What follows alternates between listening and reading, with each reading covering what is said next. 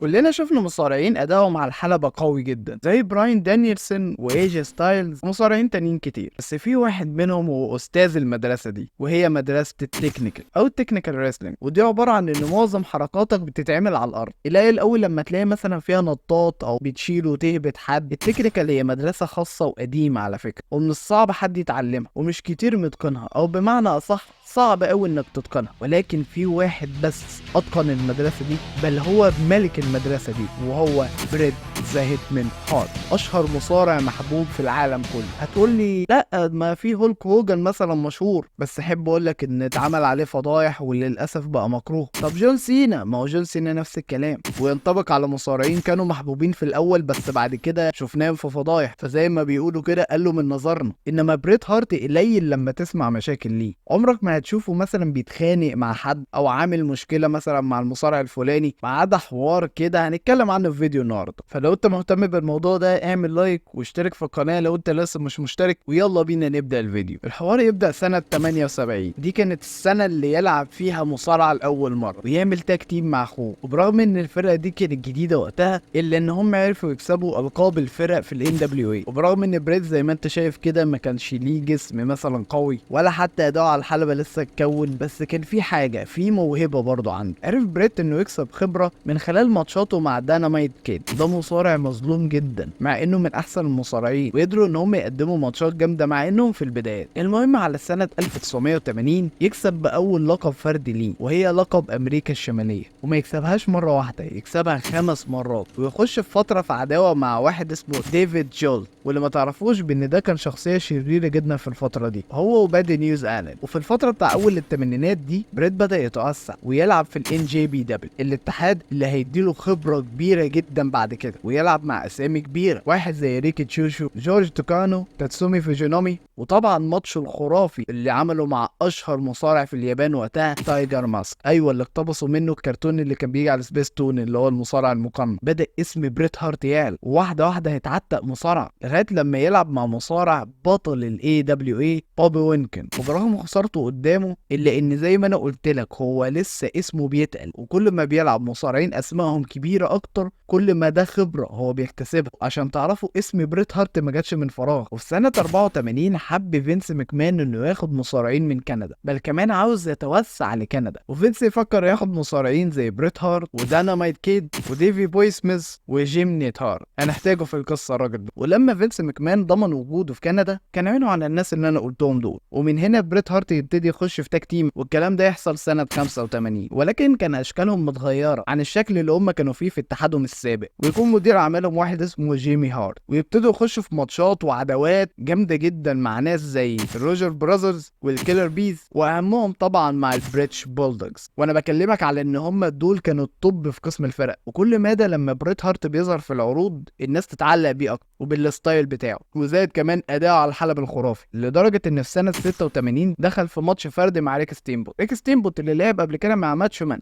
هو اساسا مصارع جامد. تخيل هو يلعب بقى مع واحد هاوي زي بريت هارت، او واحد جديد لسه زي بريت هارت. ونيجي بعد كده على سنه 87 ويحققوا انجاز قوي جدا بانهم يتوجوا بحزام الفرق بين البولدوجز. ودي تقريبا كان اول مره يكسبوا بالقاب الفرق في الدبليو دبليو اف، ويحتفظوا باللقب لمده 9 شهور، لغايه لما للاسف هيخسروها تاني من ناس اسمهم سترايك فورس. سنه 88 بريت هارت اخيرا يظهر في اول ماتش رويال رامبل ليه، وقعد اكتر من 25 دقيقه في الحلبه. وزي ما قلت لك الفرقه دي زي ما هي محبوبه، هي كمان كانت محبوبه عشان بريت هارت. تحس وشه بيخطف الانظار كده، هو نجم كده من يوم، وخصوصا اللون الوردي اللي اتشهر بيه. في سنه 89 بريت هارت يبتدي يلعب بشكل فردي، ومن اوائل الناس اللي لعب معاهم هو مستر بيرفكت، اكتر مصارع تقريبا مهدور حقه في الدنيا. وعملوا سلسله ماتشات جامده جدا فادت الاثنين، لدرجه ان هما الاثنين اشادوا بسلسله الماتشات دي. وفي الفتره دي بريت برضه لعب مع اندري ذا جاينت. العرض كان في ميلانو في ايطاليا، ومش هتصدقني لو انا قلت لك ان اندري ذا جاينت نفسه كان عاوز ماتش بينه وبين بريت، يعني هو جابه بالاسم اللي هو لا انا عاوز العب مع الشخص ده. المهم نيجي على سمر سلام سنه 92، وبالفعل هما الاثنين يقدروا ينجحوا سمحوا بان هم يستعيدوا الالقاب تاني، وفضلوا يدافعوا عن الالقاب دي لغايه لما كان المفروض يخسروا قدام الروكرز. ايوه، ايام ما كان شون مايكل جديد لسه، واتكلمت عن الفرقه دي في فيديو محبوب ولا مكروه، ممكن تبقى تتفرج عليه. ولكن حصل حاجه في الماتش خلت الحبال تتقطع، او هي كانت مقطوعه من الاول يعني، فاضطروا في الاخر انه يخلوا الاحزمه للهارت فاونديشن. المهم فضلوا بالالقاب لغايه راسل مانيا 7، ولكن يخسروها في الاخر لعيال كده اسمهم ناستي بويز حاجه زي كده، وده تقريبا كان اخر ماتش يجمعهم ببعض. فيقوم صاحبها نايت هارت يسيب المصارعه ويخش على التعليق، وبريت هارت يفضل يلعب مصارعه. ومن هنا من وجهه نظري تبتدي المسيره الفعليه لبريت هارت، لان في سمر سلام 91 لعب مع مستر بيرفكت على لقب الانتر كونتيننت، ونجح بالفعل وقدر انه يتوج باللقب. والكلام ده كان في ماديسون سكوير جاردن، من اكبر القاعات اللي دبليو بتعمل عروضها هناك. ولكن يا فرحه ما تمت، لانه هيخسر اللقب من واحد اسمه ماونتي. وبيني وبينكم بصراحه خدكم على جنب كده، فينس ماكمان ما كانش عاوز اي حد غير المنفوخين بس، عاوز حد خليفه هولك هوجن، عشان كده كان مركز مع التيمت وورير في الفتره دي. فهو مش تركيزه بريت هارت اصلا. ويقال ان بعد الرويال رامبل سنه 92 او بعد خسارته باللقب عموما جاله عرض من الدبليو سي دبليو، ولكن بريت اختار انه يفضل هنا. واحنا داخلين على راس المنيا 8 يخش في عداوه مع الشرير وقتها رودي بايبر، اللي كان حامل لقب الانتر كونتيننتال في الفتره دي. قصه بقى الصحاب مع بعض كانت حاجه رهيبه. رودي بايبر ما كانش عاوز يأذي بريت هارت، ما كانش عاوز يخش معاه في ماتش في مباراه يعني، ولكن بريت هارت كان مصمم انه ياخد اللقب. ومن هنا تبتدي العداوه. ده اول لقب يكسبه في دبليو وبريت هارت عاوز ياخدها منه، وهو لازم يدافع عن اللقب ده بكل استماتة. ونيجي على راس المنيا 8. اي حد من الجيل القديم لو سالته على الماتش ده هيقول لك الماتش ده كان خرافي، مع انها ما كانتش المين ايفنت، كان ماتش انتر كونتيننتال ميد كارت يعني. بس مش هتصدق لو انا قلت لك بان الماتش ده هو اللي خطف الاضواء في العرض. بذمتك انت فاكر اي حاجه من العرض ما عدا الماتش ده؟ انا مش فاكر اي حاجه. في البدايه بريت كان مسيطر هو على الماتش لغايه لما الحكم وقع، ومن هنا يبتدي يلعب بطريقه مش نظيفه، لغايه لما مسك الجرس ولسه هيناولوا بيها سمع صوت الاستهجان اللي كان كبير جدا من الجمهور. ومن هنا حس بالذنب، بدأ يفكر مع نفسه بصوت عالي، هو انا هاخد اللقب بس هخسر صاحب عمري؟ معقوله هتضحي بصديقك عشان مجرد لقب؟ وفي وسط ما هو كان بيحسبها وبيقلبها في دماغه، بريت يقوم مثبته 1 2 3، بريت هارت يكسب بلقب الانتركونتيننت، وكمان يسلموا على بعض في الاخر. في خلال صيف 92 عرف بريت هارت انه يحتفظ باللقب ويخش في ماتش سلالم على اللقب ضد شون مايكلز، هنحتاجه بعدين بس اتقل عليا شويه. ولكن احتفاظه باللقب ما استمرتش كتير، لانه خسر اللقب في سمر سلام 92 على ايد ديفي بوي سميث قدام 80,000 متفرج في الفتره دي. ودي كانت اكبر حضور في السمر سلام حتى الان، اللي اتعملت في استاد ويمبلي، واللي بعد كده اول ان كسرت الرقم ده عادي. المهم الماتش ذات نفسه كان 26 دقيقه بس كانت ملحمه. وقبل كده بريت هارت اتكلم في الهول اوف فيم وقال ان ده ماتشه المفضل، وبرغم انه خسر بلقب الانتر كونتيننتال الا انها تتعوض تاني لما يكسب على ريك فلير ويتوج بلقب الدبليو دبليو اف لاول مره في مسيرته. والحوار ده كان غير متوقع لبعض الناس. معقوله الشركه هتبتدي تديله بقى دفعات والجو ده؟ وزي ما اتعلمنا بان ورا كل حاجه الدبليو دبليو اي بتعملها حلوه لازم يبقى فيها خازوق في الاخر. معلش لا مؤاخذه يعني، عمري ما كملت حاجه صح، هتشوفوا دلوقتي، خلونا نكمل. المهم دافع عن اللقب من شون مايكلز وريزن رومو اللي كان لسه جديد وقتها، وينجح بانه يوصل للحزام للراس المنيا 9. طبعا معظمكم عارف انا هحكي في ايه دلوقتي. بريت دخل في ماتش مع يوكوزونا، كان مرتب ليه طراطيش كلام كده بانه احتفظ باللقب لمده سنه، ده اللي يقال يعني. الماتش ذات نفسه وحش يعني، دي اسوأ ماتش لبريت هارت انا شفته. واللي يزيد الطينه بيلا بان هوجن يظهر السوبرمان الباور بتاعنا ويكلم بريت هارت يقول له ايه ده، مين اللي مزعلك يا اسطى؟ فيشاور كده على يوكوزونا، وهوجن يقوم ايه بقى معلمه الادب ويعمل له الفينش بتاعه ويعد 1 2 3 يكسب هولك هوجن اللي ملوش علاقه بالماتش اساسا. يعني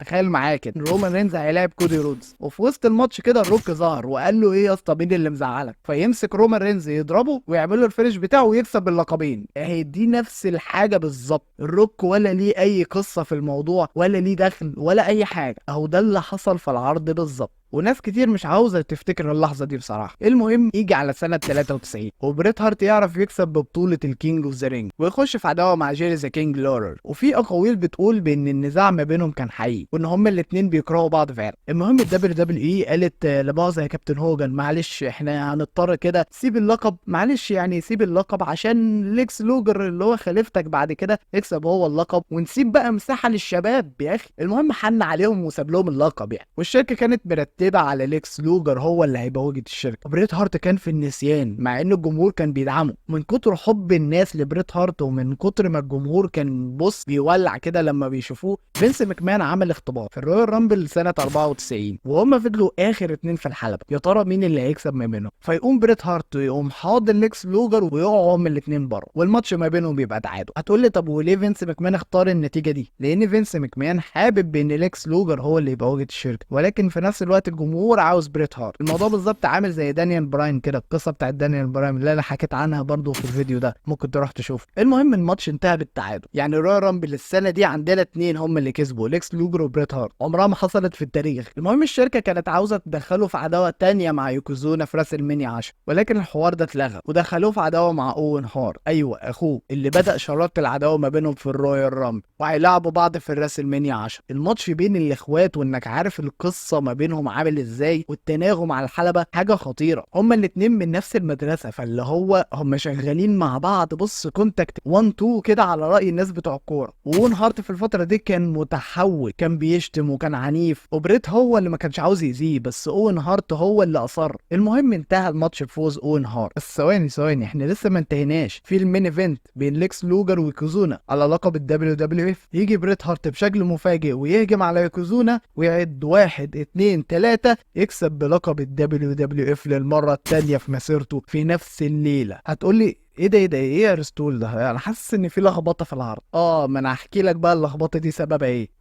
ليكس لوجر في وسط ما هو كان سهران حرق نتيجه الماتش بينه وبين يوكوزونا، ففينس ماكمان اتعصب جدا، وبدل ما هو اللي هيكسب باللقب فينس اختار بريت هارت هو اللي يكسب باللقب. خسر اكبر فرصه في مسيرته حقيقي بجد. هو فعلا كان غبي في الفتره دي وضيع فرصه كانت يعني خلاص هتنقله نقله تانية. المهم في وسط ما هما كانوا بيحتفلوا اوين هارت يظهر ويبص من بعيد كده بصه غيره، وتستمر العداوه ما بينهم لغايه لما اوين هارت يعرف يغلب بريت هارت المره الثانيه ويكسب بلقب الكينج اوف ذا رينج في سنه 94. ونيت هارت رجع اللي كان مع بريت هارت في الاول عشان يقف في صف اوين هارت، بس مع ذلك قدر انه يحتفظ باللقب من 1 2 3 كيد وبوب باكلن ويرجع تاني يلعب ماتش مع اون هارت، ولكن المره دي في ستيل كيج، ماتش قفص في السمر سلام. والبناء للماتش ده كان خرافي، كانوا جايبين فعلا عيله الهارت يقولوا رايهم في اون وبريت وايه اللي حصل لهم والجو ده. العداوه تحسها واقعيه قوي. ولكن في السرفايفر سيريس يخسر بريت هارت اللقب على ايد بوب باكلن، وده بسبب ان اوين ما كانش راضي يساعد بريت، فاضطرت الام انها تستسلم نيابه عن ابنها. ومن هنا تنتهي فتره بريت هارت الثانيه مع اللقب. وفينس للاسف حطه في الميد كارد، لعب مع وجوه جديده ومن ضمنهم ديزل، ويخش برضه في ماتش مع اوين هارت وبوب باكلن بيخليهم يخسروا قدامه بالاستسلام. وفي الفتره دي اتجدد عداوته مع جيري ذا كينج لولر ويخسر قدامه بطريقه مذله. انا ساعات ما بفهمش والله فينس ماكمان عاوز ايه، اللي هو انت ايه يلا بريت هارت نجم كبير انت ليه بتعمل فيه كده؟ ولكن يردها له في الكينج اوف ذا رينج ويكسب عليه. وفي الفتره دي كانت فتره كئيبه على بريت